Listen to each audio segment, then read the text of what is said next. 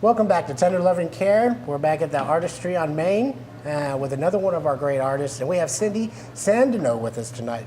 And what we're looking at tonight is some jewelry as opposed to a lot of the other artwork that we've looked at. Cindy, it's so nice to have you here. Thank you. Let's talk a little bit about your art, but before we do that, we like to get to know a little bit more about the artist. Okay. So tell us a little bit about where you're from and how you came to be in Buchanan at Main Artistry on Main. Okay, well, it's really a long question, but I'll kind of try to summarize. So I'm actually from southern Indiana. Okay. I grew up in Indianapolis and then kind of moved around quite a bit in Indiana. But as I was doing my work in college, I realized I finally figured out what I wanted to be, and it was a scientist. And I wanted to work with the environment. So I actually work for the U.S. Forest Service full time. Oh, nice. I'm an ecologist, and I get to spend a lot of time in caves and with bats, which is my favorite. And so because of my job with the Forest Service, we moved to West Virginia for the Monongahela National Forest. Oh, yes. And I've always sort of balanced my science side of things by developing my artistic side, because I found that by having that creativity and that way of thinking, it made me a much better scientist. So sometimes I feel a little bit like I'm not a lot like a lot of artists, because I tend to come things from a scientific perspective first, but they blend in really well. Did you, and we asked this a lot of our artists, were you artistically inclined when you were a child? Were you making things or anything like that? No, I was terrible as a child. You know, I think everybody, when you go through art education, maybe in public schools, and that's where I went, you kind of have just a couple of things that you try, and if you're not a good painter or you're not a good drawer, then you think you're not a good artist. And so I was terrible at those types of things, and so actually for many, many years I thought, I have no artistic ability, there's nothing I can do. And so, you know, I've tried things throughout the years, and that's what I really think the value is trying things, because you never know what you're going to be good at. So I got interested in working with jewelry with a friend in a very small town in southern Indiana, and we started making jewelry to raise money for a local animal shelter. Oh, very nice. And from there, it just became this passion, and every felt time it? that I can, every minute that I have that's free, I like to do You'd be this. surprised how many artists we actually talked to that didn't even realize that they had this passion until they did it. They put their hands on something that it could be glass, or it could be pine needles, it could be anything, but all of a sudden there's something inside you that makes you go, and most artists are usually very creative anyway. But in this case, with your work, we can see the natural aspect of it. Yes. Coming from your background in the Forest Service and loving being out in the outdoors and all of that, I can see a lot of that. Thank you for your background. And what brought you to Buchanan and Artistry on Main? How did you hear about that? Yeah, so actually I work also in a small co-op in Elkins, West Virginia. That's where I live, and it's called Artist at Work. And a couple of the artists that are here are also at Artist at Work. And so I didn't really know about the Buchanan Gallery sort of before its remake. But I know Christine Keller, who's the president here, and she was talking about the gallery, and I kind of thought, yeah, it would be nice to be in a second gallery, but I know they combined with the city of Buchanan, and they had these public meetings, and the community came out and they wanted to save this artistic co-op. And when I heard about it, I think there were over 100 people who showed up at that meeting.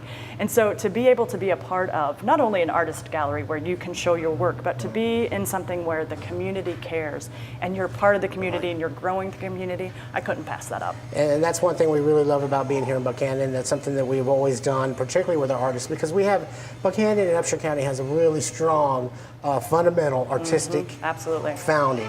Everything we had to do was fundamental back in the day, you know, back in the 18th century, 17th, 19th centuries. Everything had to be used from the family, and you had to take what you had to make that happen. And that's something that Buchanan can be very proud of, and Create Buchanan, I think, had a lot to do with that, and the community coming together to redo a great concept that's been going on for quite a while. Let's talk a little bit about your art. Now, your art, as I mentioned a minute ago, is very natural. You've got very natural elements to it. What is it in particular that you like to do most, as opposed to, because I see earrings, I see necklaces, we'll talk about the metal forming of your bracelets here in a little bit.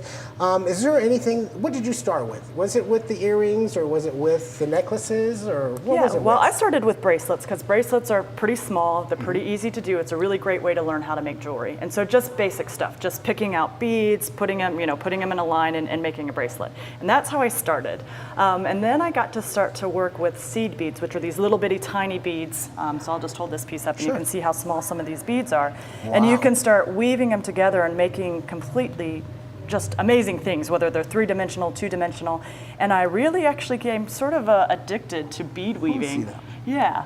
And then from there, I think I really like bead weaving because you can really just let yourself go and just be lost in thought and creating with your hands and just making something completely out of your imagination. And I love sparklies. I'm maybe one of the only guys, but I do. And this thing just lights up. And the colors that you're using, your color palette in most of your pieces are very earthy. Yes, absolutely. Very natural colors like the greens and the browns and the purples. And I've noticed that you've, is that leather on the inside? It is leather, yes. To keep it more comfortable. So it's not only that it's functional that you could be able to wear for quite a while, a woman or even a guy might even want to wear. For instance, but along the same beads line, this, for instance, this bracelet, I guess it's the same concept, but a lot more intricate because you've got a lot more beads in this one than you would normally, right? Yeah, and so there's all these different types of bead stitching that you can do. This is a very basic stitch that I've used on this one. This is kind of a spiral stitch with a little bit of a fringe, which is kind of the beads that are hanging off of it. Right. But there's peyote stitch, there's right angle right angle stitch. So there's just so many different techniques, and I think that's what I really love about jewelry making is that the possibilities are endless. That you can continue on and then keep on with the same pattern but in different colors. Absolutely. And it looks like a totally different piece than it would before. Now, I also noticed that you also do more traditional, this type of a bead work, which is very formal, I would think, for a prom dress or whatever like that. How long would a piece something like that take for you to make? You know, that's a really great question because a lot of the bead weaving pieces that I do over a very long period of time because it is so time consuming. You're really focused on what you're doing. So a piece like this I probably worked on for about a month, but not straight. And so I would say if I really, kind of thought about the number of hours that I put in that, I would say that that's probably about 20, 25 hours of work right there on that necklace. It's a beautiful piece. Thank you. And quite reasonably priced, I might add, for that intense amount of work. And a lot of the artists that we've seen, so much emotion and power and goes into these pieces. When you put them on, like when I was touching this one here, you can just feel it. You can feel that somebody's made this as opposed to going to Walmart and buying one that's just made out of plastic with it. Nobody really, it's just a design that somebody threw together. Right. That's something that you really can appreciate in a gallery like this. Let's talk a little bit about your earrings now. When you go to the earrings, I would think it's a little bit easier to do. Is that correct or not? You know what? It should be. It really should be. For some reason, I really struggle with earrings. I think because I don't want it to be something simple and basic, and so it's very easy to make the same type of earring. And so I really struggle with how do I make this pair of earrings different than anything I've made before. So earrings are really tough for me, but I think for most people, that's not the case. Now, being a male, of course, I wouldn't understand lengths or size of earlobes or anything like that.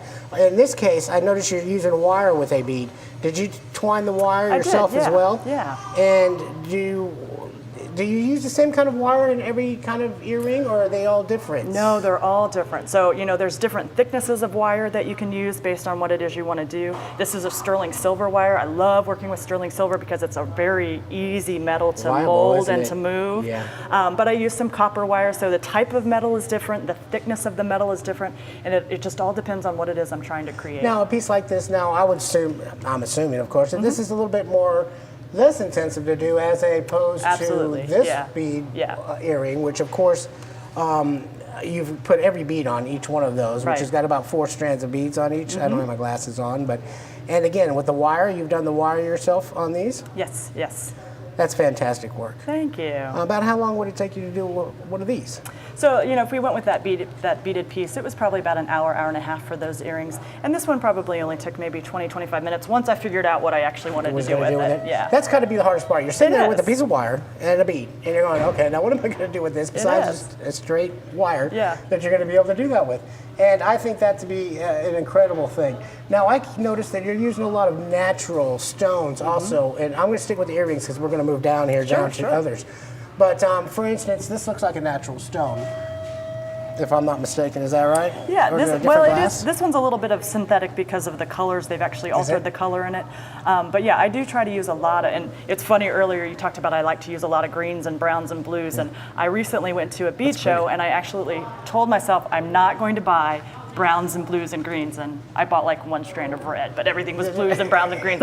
I'm naturally drawn to those areas. Yeah. Well, I can't help but notice also along those same lines, and you do have a lot of natural beads. There's, for instance, this one here, the silver, which is really caught my eye. Now, did yay. you work that metal yourself? I did, yep. I shaped the metal, I cut it out, I shaped it, and then I ended up soldering, actually creating the bezel for the bead itself and soldering that to the metal, and then you get to put the actual, it's a cabochon that you get to put in there and mold the bezel around it so that it fits. And this is a one-of-a-kind piece. It is, This is absolutely. what makes a lot of your work and a lot of our artists' work amazing. It's a one-of-a-kind piece. You're not going to find this in another store. No. And even if you do, you're going to pay outrageous jewelry store prices for it. But I also noticed you're working with this metal, and that's copper, right? Yes. Oh, I love and copper. Did you work with this? Did you pound out this copper yourself and design it, or? I did. So copper and working with metal. So I love bead weaving. It's very relaxing to me. But metal is where I go to when I maybe have some frustrations from the day, Is that right? because you get to use a torch and you get to use a hammer. And so for this particular piece, I just cut out a kind of a circular piece, and then you can see that if you get in very closely, you can see that I've textured it with a hammer. So all those frustrations from the day came out as I beat the piece into what I want it to be. I like to call it beating it into submission. And then this one actually has a fold in it, so you have to heat the metal, make it very soft and pliable, and fold it, heat it again to pull it out, heat it again to texture it. So there are a lot of different steps that go into making a piece like this. And again, the hammering is a guy. This is it's great. Yeah. Hammered stuff, tooled. We like to call it too. So I think my husband liked that I made jewelry until I started stealing his tools. That I can relate to. I had that problem in my house. Now I've noticed that this has a very shiny texture to it. Did you do finish on it, or? I did. So some of my copper pieces, it really depends on the person, but I actually did put on a sheer coat on this to protect it so that it doesn't change colors, because copper over time will change. It can become dark, it can become green. It develops its own patina. Yes. Right, and some people like that and some people don't. So sometimes I leave very shiny finishes on my copper. Sometimes I create the patina myself and I want it to stay that way, and I'll protect it that way. But copper is actually it's a very good metal to have against your skin. It's very good for you. So whenever you put those coatings on there, you kind of take away the health effects from it. So some of my pieces I don't finish off. I've heard a lot about the copper bracelets. Be able to pull out certain toxins or something like that, and relaxing or anything like that. And then once we've gone from that pair, and I'm messing up your display, sorry about that. I'll fix it later, don't worry. Then you've gone from the very basic round copper to a little bit more intricate, and then I would assume for women it would be a lot more movement in the air, where you've taken the two pieces. And what is that you have in the middle of that middle? So you can hammer and texture, but they also make wonderful stamps that you can again beat into the metal. And so I've actually put some words here. So this one says grow and live, and there's a leaf in the middle. And to me it's just just a little special message. And again, that's what makes a lot of this work special, is that the different personalities that the artists put into their work, and in your case, beautiful work. I mean, I haven't seen it before. So we're talking about the earrings. I'm just going to put those up there because I've messed up the other spots, so I kind of messed all that up. So we've talked about the earrings, which you've got a multitude of any kind of taste or any outfit you might want to be wearing. I'm assuming as a woman.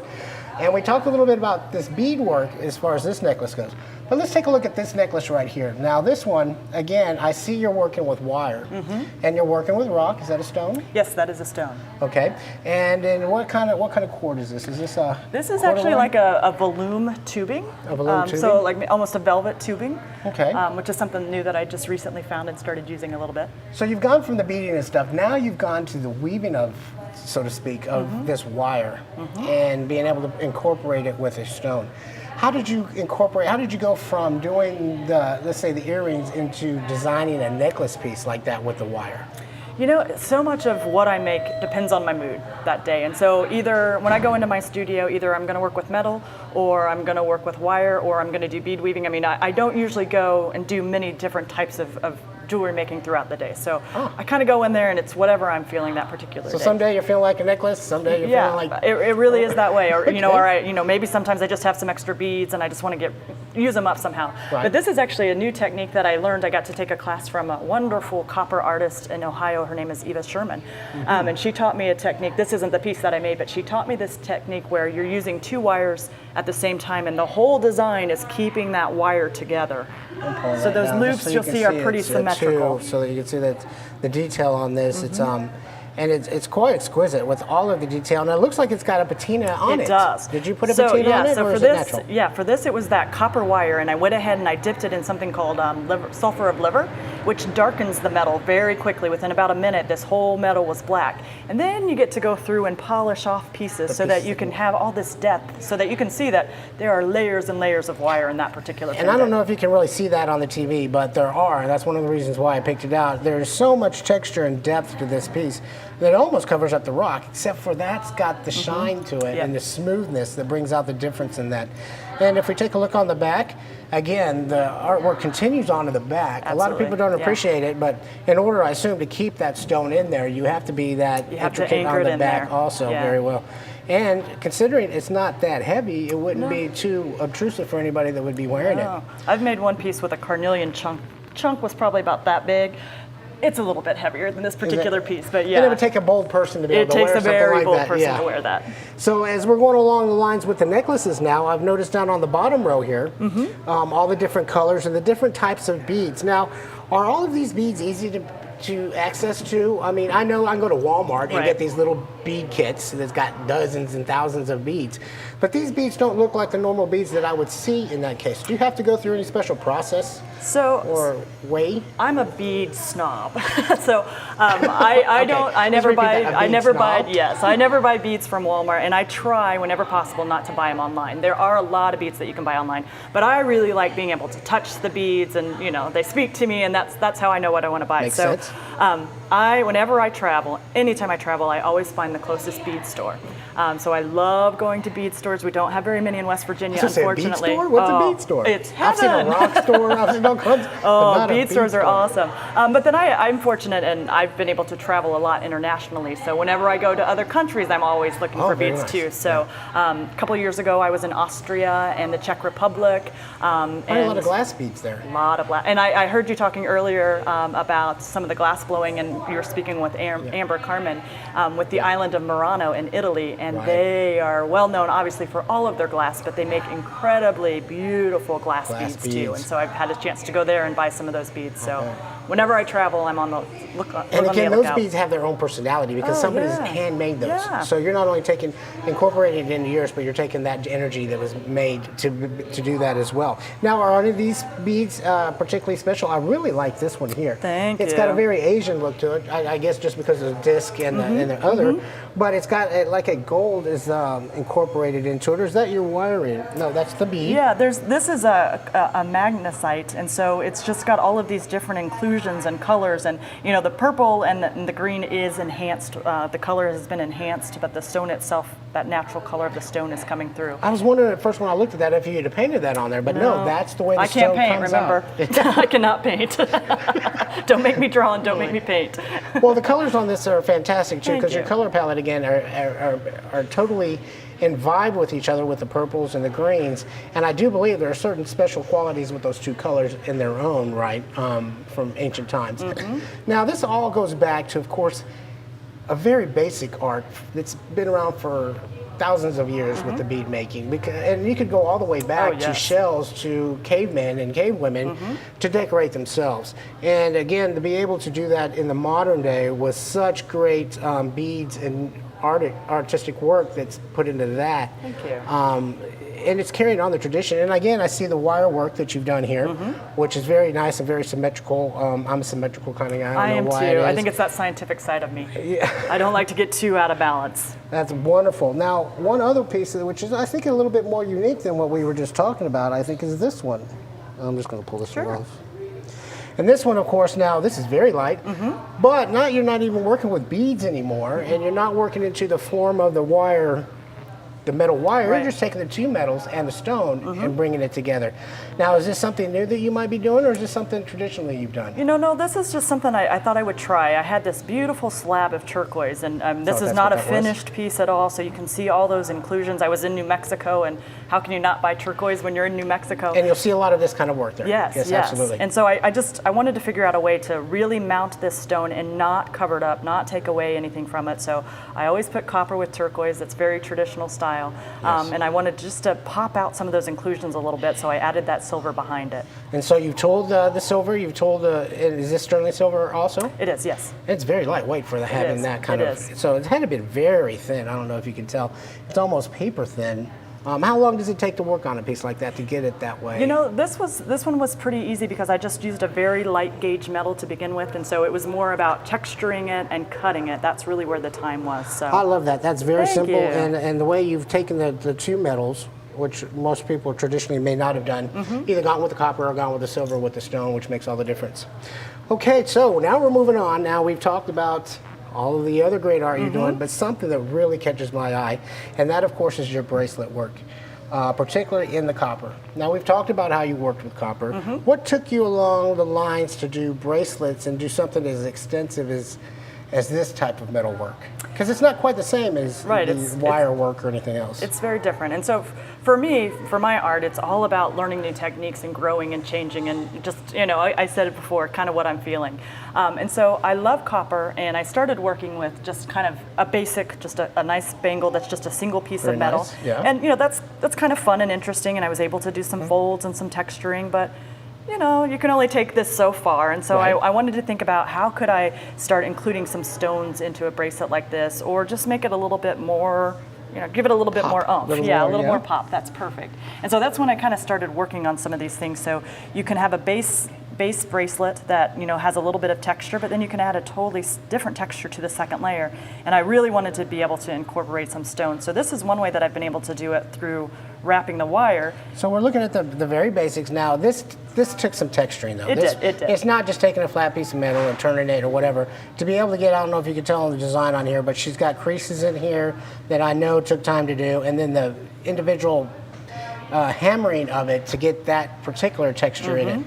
Now then you've gone to this one, which of course is a bit more elaborate. Absolutely. Because you've got two layers here now. You've got your basic layer, and then you also have a top layer that you've engraved. Yes. Is that how you did it? And you individually engraved that yourself? Yeah, so I have some nice plates that I can take through, and by applying pressure to the metal, it just sort of presses that into the metal.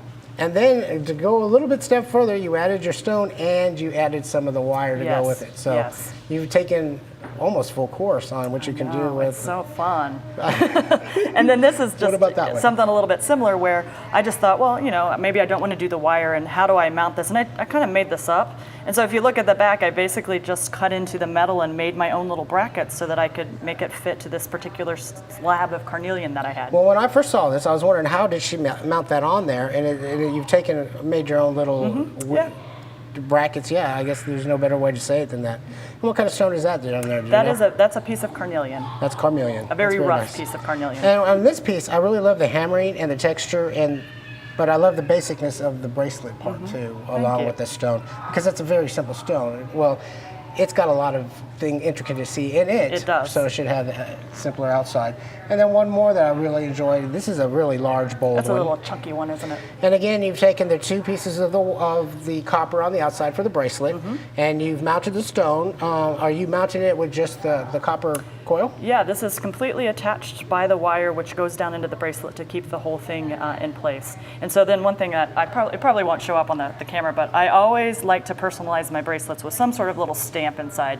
Yeah. So you're probably going to find an owl or a leaf or little miniature dachshund dog in one of if you look on the insides of my metal bracelets, I always try to put something in there. I love that. We have a couple of other artists that hide their little, so they'll have a word piece. Yes. Or they'll have a special picture within the art that you have to find. Yeah, you have to look for it. Where's Waldo kind of thing, and I love it. Particularly when I get the chance to do that. There used to be another artist that did that. Did posters or something. You always had to find the little thing in the poster. Last but not least, now that we've gotten through all of that, the most intricate, I would think, are the rings. I mean, that's got to be the toughest, because now you're on a much smaller scale and much different sizes, of course. Right. And are you using all the same materials that you used before? Because I noticed this one's got, what kind of? That's actually a brass piece of wire. And, you know, I like the gold color. I like brass. Obviously, gold is very expensive, so I don't work very often with gold, but brass is a nice color contrast to gold. I really like copper and silver, so I don't get to incorporate brass in very often. So just because my own little stodginess, every now and then I'll put just like a bracelet and there's a brass piece on that. If I can just get away with a little bit of the gold, I can let myself do that. But on the bigger pieces, it's just a personal preference thing. I never incorporate that. That's very natural. And this ring, I know you can't tell because my big fat fingers are in the way, but and you've made it adjustable so anybody could fit on a men's finger if you wanted to. But I really love the way you have taken the contrast of the copper and put the brass in there with that. But let's get to the really intricate stuff, which is like the beading that you've done on a lot of your other pieces. Now, you've taken it to a micro level in this case. And my eyes, well, I'm getting older, but my eyes could never see this. Do you use special tools to do yours? Or I don't. And I've talked to several people who talk about, when you get older, you're not going to be able to do this. And I think that's probably part of the reason why I do as much bead weaving right now as I possibly can. Is because that right? This one in particular, I'm using the smallest size beads that are available, so it's called a size 15, and they are tiny. And so, right now I don't have to use a microscope or anything. I have a very good light. I have a very good light that helps me use it. Not a microscope, but a little hand lens or something like that. Light. Yes, I don't have to use any of those right now. But I fear later in life this is going to be much more difficult than it is right now. And these little beads, I've noticed when I bought my daughter, because I tried to get them all into art in one way or another. And we're talking about the little beads at Walmart, the little chibi ones. You just breathe wrong and they'll go. Oh yeah. So I don't know how you could keep track, and how do you get, that had to be a very small needle that you use to get through that little small hole.